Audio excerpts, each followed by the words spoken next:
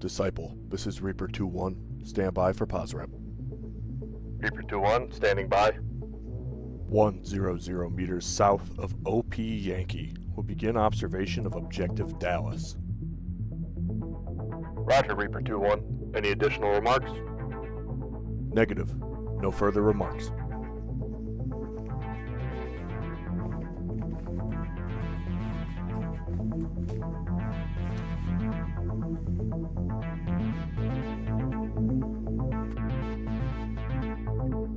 Disciple, this is Reaper 2-1. Stand by for salute report.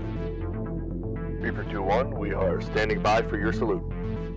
Enemy fire team sized element currently conducting security operations on objective Dallas at grid 1 Niner Tango Delta Charlie 4 Niner 5 1 5 4 8 4. Break. Unit appears to be Michigan skirmishers equipped with standard Western small arms. Time is 1250 Zulu. Roger, Reaper 2-1. Solid copy on all. Hammer and Anvil teams are en route to their pause. Stay on OP Yankee until they've arrived.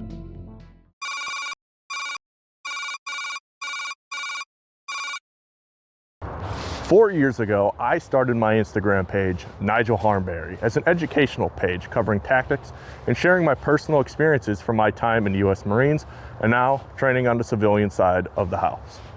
My first ever post covered reconnaissance and observation basics. And while for a while I was satisfied, I realized that in reality it was a disservice. And the reason I felt that it was a disservice is that most of the post content, as well as other posts, were pretty much copy-paste from Marine Corps handbooks. And the reason why that is that's just how I learned. Currently, I'm in the process of remaking all of my original Instagram posts into a video series with better explanations rather than the super dry explanations of US military publications, in order to help people actually understand the topic being discussed, as well as something to return to for people who simply want a refresher or they just want to learn a new skill set. So why should you listen to me? I spent 5 years in the US Marines as an 0311. First, serving in the Marine Corps Security Force Regiment with FAST, where I went from one of the platoon advanced Seaburn Marines and then later becoming the platoon CQB expert and a team leader before I PCS'd the 3rd LAR and became a scout and a squad leader. I didn't do anything crazy in my Marine Corps career. I wasn't MARSOC, I wasn't Recon, but I do have an understanding of some of these topics that I like to discuss just because of my experience as an infantryman in the Marine Corps. Now, what I've also done is I've begun to adapt a lot of the information that I learned while in the Marines to applicable areas for civilians who wish to be prepared in order to defend their communities and their families. So specifically today, we'll be covering scouting, which doesn't sound as high speed as reconnaissance, but bear with me and you'll see how it plays into reconnaissance. So what is scouting? Scouting, simply put, is observation of the environment around you, recording information that is actually relevant to the mission that you are a part of, and then reporting those observations. Your job while scouting is to look for threats and determine where they are, who they are, and how they operate. You're also looking into environmental factors as well. To me, this means not only looking for threats and potential threats and their locations, but also looking at understanding the environment you're in, what is the norm or baseline, what is the terrain like, and are there any concerns about key terrain, and so on. Now, scouting is more than just a unit task. The success of scouting comes down to the individual level and then goes up. It requires the individual to be proficient in multiple skills to include observation, tracking, camouflage, route selection, and movement during both day and night. Now, if you feel as if you may be lacking in some of those skills required for scouting, that's just fine. These skills that sound high speed, but your average hunter does this as a hobby every year. We're simply expanding upon them and applying them to a fellow human rather than a white-tailed deer. If you really have questions about individual skills, reach out to me and I will do everything I can to help as soon as I can, or at a minimum, point you in the right direction. So let's quickly list some of the basic required scouting skills I believe are required to be an effective scout. First is developing and maintaining situational awareness and meaningfully process what you are observing. Second is to understand what intelligence requirements you are actually trying to accomplish. Third, study and understand the enemy, including their positions, TTPs, and their routines. Observing anomalies, recording and reporting them accurately and timely, utilizing proper route plans and movement techniques to move through your environment to minimize risk of mission failure. Understand how to properly utilize camouflage, cover, and concealment. Understand how to read a map and create route plans used for your movement. Recognize terrain features on the ground and their tactical value. The ability to create accurate sector sketches and range cards. And understand how to use optics during both the day and night. Now, the Marine Corps also has what they call advanced scouting, which includes enhanced observation skills, tracking skills, and profiling skills. In short form, enhanced observation involves being able to see, assess, and communicate to more accurately and effectively report what you are seeing as you are scouting. Tracking skills allow you to actually read the terrain and track the enemy via ground spoor, aerial signs, and then assess what they have discovered. Finally, we have profiling skills, which again is something I want to cover in more detail at a later date. But the gist of profiling skills is to help you move through your decision-making process faster, and in turn, help you make better decisions more rapidly should you need to. It allows you to be proactive rather than reactive. Again, these are all things we'll revisit in a later video in a series I have planned down the line. Next, I want to quickly touch on the purpose and the fundamentals of reconnaissance. And if you can remember these, they will help you be a more effective scout and conduct effective reconnaissance.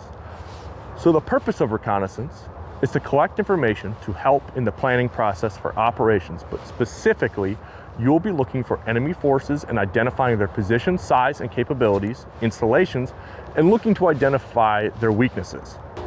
Another thing you'll be looking for is key terrain and routes within an AO to include things like bridges and other positions that the enemy may inflict damage on an operating unit from, and also conducting reconnaissance on the local populace to determine their routines and patterns of life to help better establish a baseline to look for any anomalies within their behavior. Now, for the fundamentals of reconnaissance, I like to look at what the Marine Corps provides, which is to place maximum reconnaissance forces forward, which means that if you have a reconnaissance asset, being people or equipment, and don't have a significant reason not to use them, use them. Orient on the location or movement of the reconnaissance objective. Report all information rapidly and accurately. Retain your freedom of maneuver. Don't take a course of action that could confine you within an area where if you are compromised or trying to avoid detection, it could place you and your team and the mission at risk. Gain and maintain contact, which is more than just engaging the enemy with weapons fire, but also includes maintaining visual contact or even electronics contact if you have the equipment to detect signals. Avoid a decisive engagement with the enemy. Remember, reconnaissance typically relies on stealth for mission success. If you can avoid a gunfight, you should.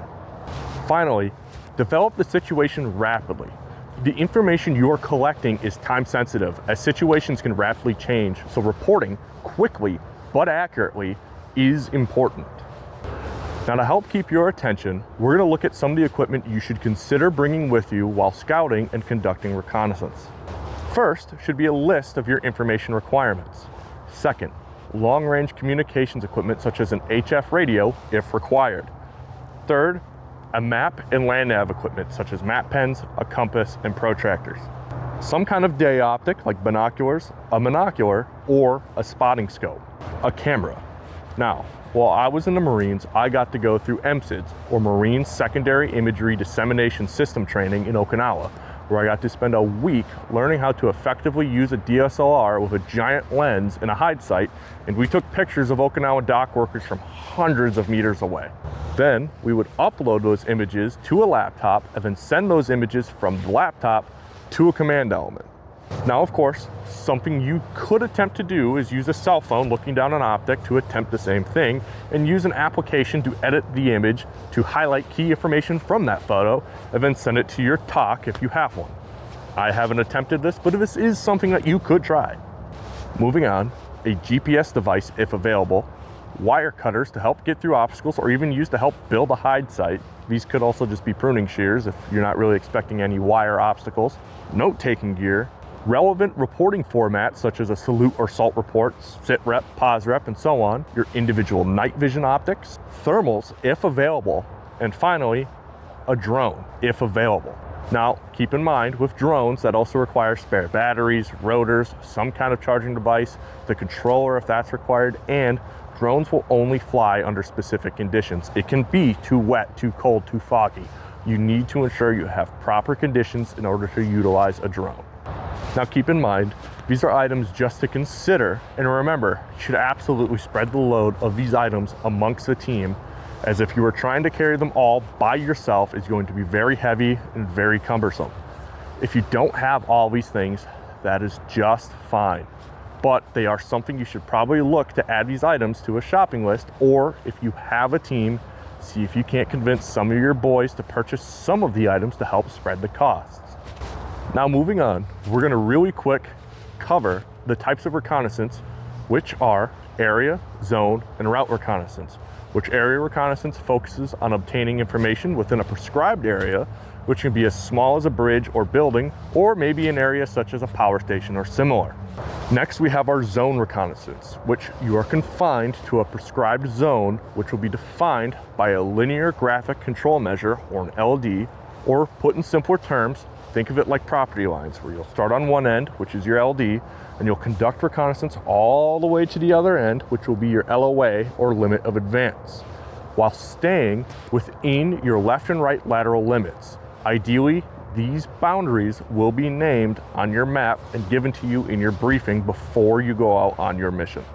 Now, if you're wondering, the main difference between an area and a zone reconnaissance is that in an area reconnaissance, the unit will move to a specific area to conduct a reconnaissance, whereas in a zone reconnaissance, the unit must assess everything within that zone, starting on one end and moving all the way to the other end. This makes zone reconnaissance take much longer and typically requires more manpower and logistics. Finally, we have our route reconnaissance, which, like the other two, is meant to collect information, but instead of an area or zone, it is meant to gather information along a route and all terrain that can be used by the enemy to influence that route. This is a very time-consuming and resource-consuming operation that takes much longer than the previous two types of reconnaissance. However, us as civilians have an advantage that we can conduct reconnaissance in our civilian clothes without needing to even carry weapons, such as dressing like a regular road worker or land surveyor if possible. It's a lot like the joke where if you carry a clipboard and wear a high-vis vest, you can kind of get into wherever you want and do whatever you want for the most part. Now, we're going to move on to the principles of observation, which follows a process for the observer to use, which is known as the 6 R's. The first of which is realize, which is to realize what the mission or objective is. Recognize, which is to recognize the importance of the task and the risks associated with it. Record, which is to record what you are observing. Recall, which is to recall important details that you have recorded for identification or assessment. Respond, which is to respond appropriately based on what you have recorded and what you can recall while realizing what your mission is and recognizing its importance. And then reassess, which is to analyze everything from the mission or objective, its significance, the information you have acquired, the actions you have taken, and the results of those actions. Now, why are objects seen? Now, the human eye may not be as adept at spotting targets as other animals, such as a hawk. However, we have extensively studied the abilities of human observation and have determined the reasons as to why and how the human eye can detect targets during observation. Keep in mind, this goes both ways. So while conducting your observation, do your best to defeat these yourself. The first reason is lines, edges, and outlines. These refer to the physical aspects of an object that everything has that helps you determine what an object is. This goes especially for man-made objects. An object silhouette against something that contrasts with it becomes more obvious to the human eye. For example, when you observe someone skylining even in periods of darkness. This plays into our second reason, which is contrast or value. Contrast is the difference between objects being compared, while value is the tone of the object in terms of how light or dark it is. A great example are targets with zones or bullseyes using very contrasting colors. Next, we have color. Color assists us in defining what an object is by the light which reflects off that color, which in turn provides contrast. This is especially true when it is a color that is not natural for the area. Your camouflage should use colors that are often found in nature, also known as earthy colors such as your greens, your browns, and yes, even some black. The next reason is shape. The human shape is extremely recognizable, to the point where the human mind will often sometimes imagine humans where they aren't. Rifles are also an item that the human eye can recognize relatively quickly when spotted, even at a glance. Man-made items typically form shapes and outlines that are not found in nature. Texture is our next reason. Texture typically has a baseline and is distinctive, as smooth surfaces typically reflect more light than something with a rougher surface that typically casts shadows on itself. That means rough textures contrast with smooth surfaces, and vice versa. Light affects the contrast and value of colors. For example, some animals have a darker back and a lighter stomach due to the light hitting their back and their underbelly typically being in the shadows casted from above. This helps the animal appear less three-dimensional. As stated previously, flatter, smoother surfaces reflect light, while rough surfaces seem to absorb light. This can be seen with reflections from items such as watches, garments, windshields, and other optics that can cause a shine and can be seen for miles. Additionally, if you're in the sun, you will cast a shadow that can give away your position, which is why it is heavily recommended that you attempt to stay in the shadows of larger objects like trees if possible. Now we have movement.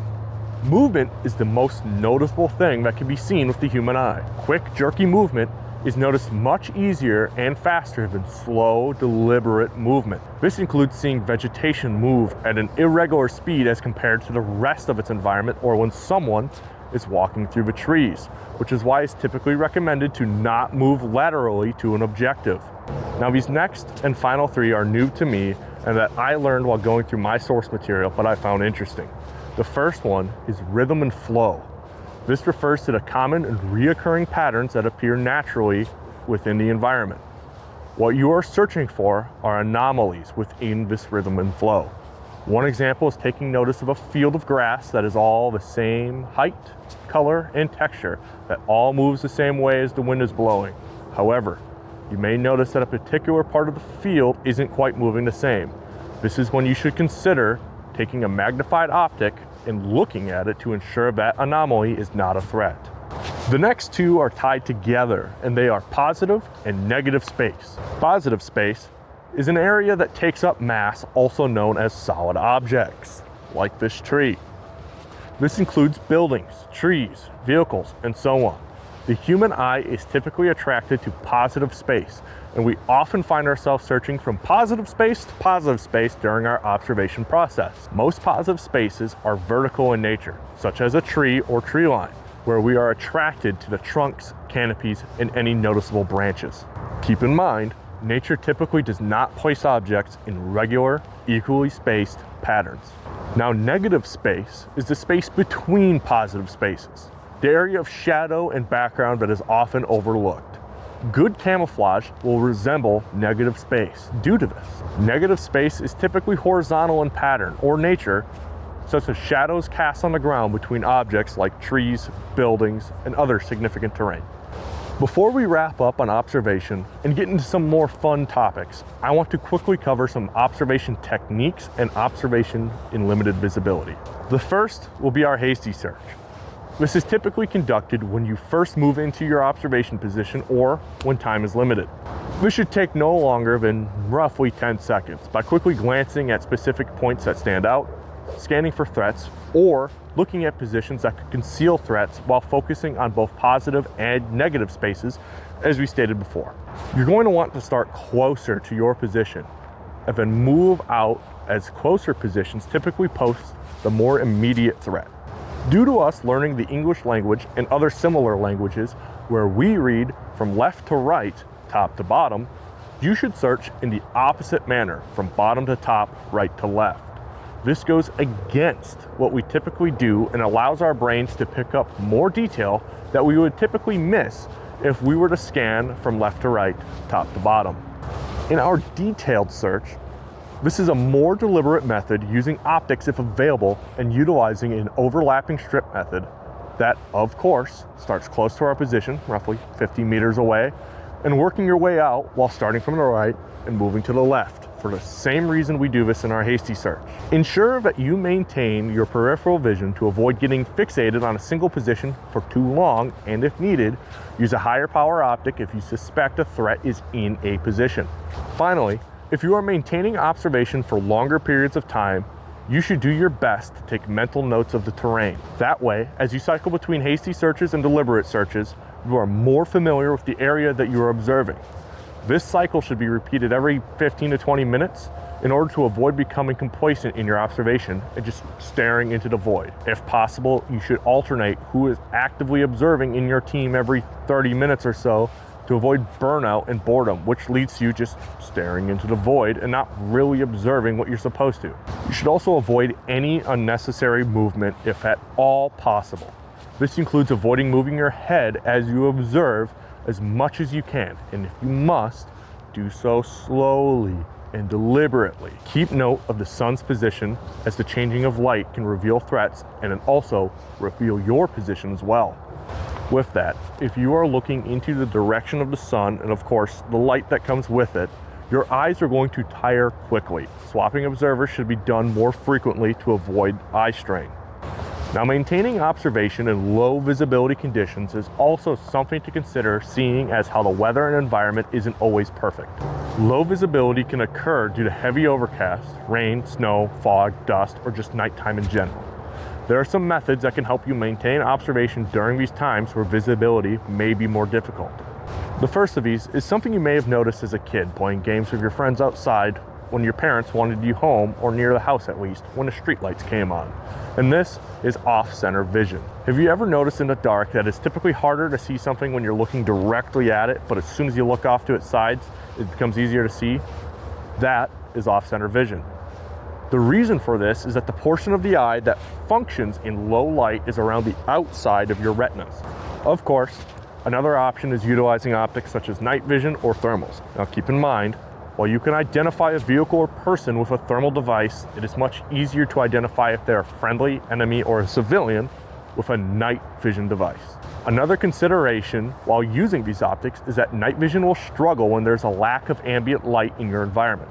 For example, in times with heavy overcast, new moons, or even heavy precipitation like I experienced the other week, where the snow was coming down so heavy it was constantly sticking to the objective lens, my PVS-14. This also goes for areas of thicker foliage, such as a forest canopy, blocking ambient light from the night sky. Thermals, on the other hand, don't require ambient light, but instead detect and amplify infrared signatures.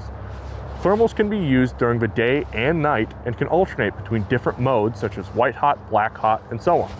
They can also detect objects at a greater distance than your typical night vision device and can be used in denser vegetation, smoke, dust, and so on. But thermals are not without their drawbacks. Thermals typically go through batteries at a much faster rate than night vision devices, especially larger models. The weather can also affect thermals, such as heavy precipitation or a natural event known as the thermal crossover period, which occurs when ambient air temperature causes infrared signatures to become nearly indistinguishable to objects in the environment. Keep in mind, thermals can also be easily defeated by proper route planning and terrain masking. Now let's get into the important but nerdy stuff, recording and reporting information. The first one will be our observation log. If you've ever stood duty in the barracks, or heaven forbid, battalion duty, especially in 29 Palms, you already have an idea of what your log should look like. At a minimum, in your observation log, you should record the grid coordinates of your observation post, the post name, or the unit's call sign, the date time group, any map sheets being used, events happening during observation, and actions taken. Upon reaching your observation post, you should create a sector sketch and a range card. Now, your sector sketch may look like a Bob Ross painting if you are artistically inclined, or it may look like a 4-year-old's fridge drawing. However, these sector sketches are important as they record what you are observing in a general area, including buildings, terrain features, or potentially objects not seen on a map or aerial photography. Recently, Cameras have slowly begun replacing the sector sketch to pass on to command elements, but the ability to create a sector sketch is something that should be practiced regardless.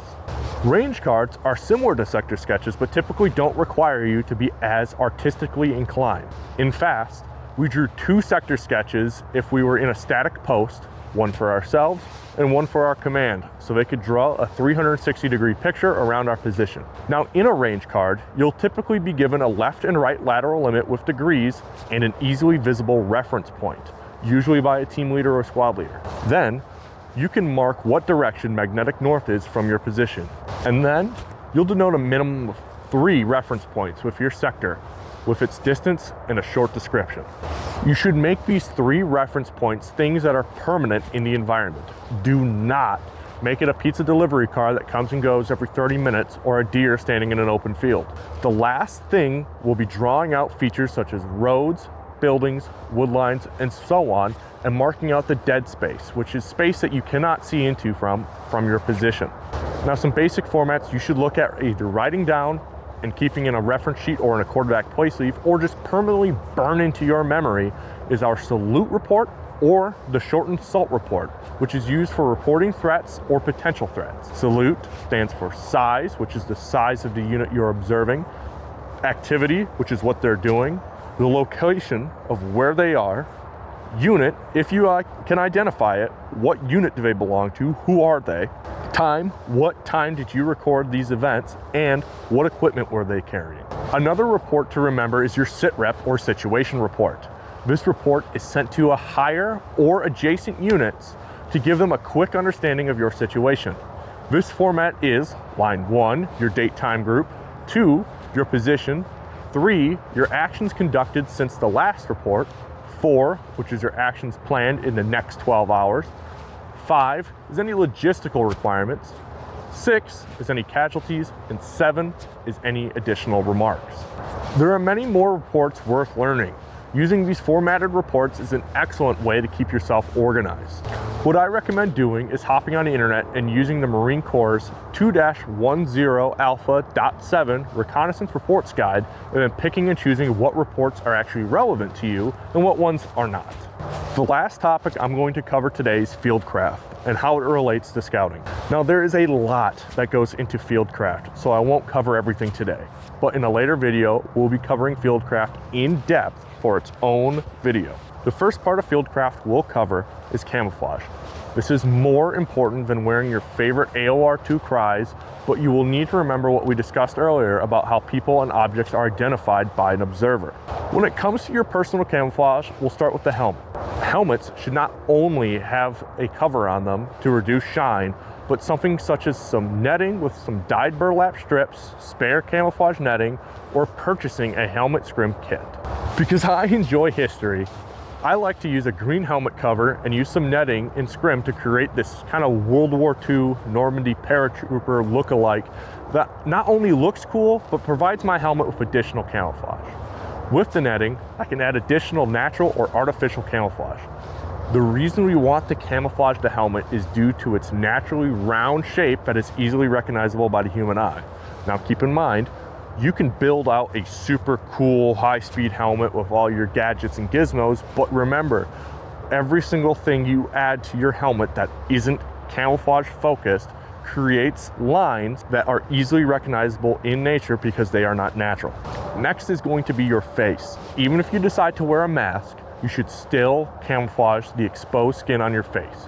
Even dark skin will shine due to skin's natural oils and sweat. Now, shiny facial areas like the forehead, cheeks, nose, and chin should mostly be painted dark, while shadowy areas around the eyes, under the nose, and under the chin should be painted with light colors. This helps create a flatter appearing image that makes it more difficult for the human eye to identify. Now, there are 3 patterns that are typically recommended, which are striping, splotching, and a combination. Camouflage paint should be applied to any exposed skin if possible. Now, any equipment that reflects light should be covered in non-reflective material. For example, watches or using a wrist-mounted Garmin, you should use a watch cover, or if needed, you can use some camouflage paint on the lens or screen to help reduce any shine. Of course, You can always wear the watch on the inside of the wrist, but more should be done to avoid shine. Your rifle should also be camouflaged. A black rifle, for example, is very recognizable by the human eye, and at a minimum, you should at least paint your rifle. This will bring down the shine and help break up the rifle shape. You can add camouflage wraps or rifle scrim, but you must ensure you are adding an appropriate amount correctly in order to avoid impeding the rifle's function. Additionally, for personal camouflage, I recommend picking up something like a Viper hood for some additional camouflage that is lightweight, but it can help out quite a lot in breaking up that natural shape that the human body gives. Now, camouflaging a position is somewhat similar to camouflaging yourself. It's something that needs to be done as soon as you reach whatever position it is that you will be utilizing. You also need to ensure that you aren't using too much camouflage in the position, as using too much will make the position stand out from its surroundings by either color or the shadow it's casting. Finally, your position should be inspected from the direction of possible enemy observation and during different lighting conditions. If you use natural materials, you must replace them as time goes on due to them wilting and becoming discolored. Recently, I've been a big fan of using personal camouflage nets to help make a low-profile observation post, and I heavily recommend picking one up from somewhere like Venture Surplus to start with. Now, as we talk about concealment, there are some considerations to keep in mind that will help you avoid being detected while conducting your observation. You need to remain as motionless as possible. Remember, the human eye is extremely attracted to movement. Next, use as much concealment as possible. If you are setting up an observation post or even taking a short halt, use concealment. Don't stay out in the open. If possible, you should observe from the prone position. The lower silhouette makes detection even harder. Do your best to stay in the shadows. Moving shadows will draw attention, so if you can stay within a natural shadow, your shadow's movement will be much harder to detect. Finally, when observing around an object, attempt to look around the side of the object as opposed to over the object, as looking over the object will create a silhouette that is easily recognizable. This brings us to the end of the video. I want to thank you for watching. Now, the sources I used while making this video, first is the Marine Corps Tactical Publication 3-01 Alpha, Scouting and Patrolling, which is available for free on Google, which I may make a whole series walking through and explaining and demonstrating the publication chapter by chapter to help break it down for people who are either curious about scouting patrolling, or even if you are a new Marine to the fleet who wants to be a better Marine and potentially pick up a team leader position. Some other sources that I highly recommend are Professional Citizenship Project's books on Reconnaissance, Minuteman Recon Handbook, and their Recon Leader's Guide, and finally, from my own experiences from the Marines and training on the civilian side. I strongly recommend, after watching this video, to check out those sources as well as doing your own research, as there are plenty of available resources or others who have made videos similar to this that may explain things differently than I do, that may help you understand it better than I can. Again, I want to thank you for watching, and I hope you learned something here today.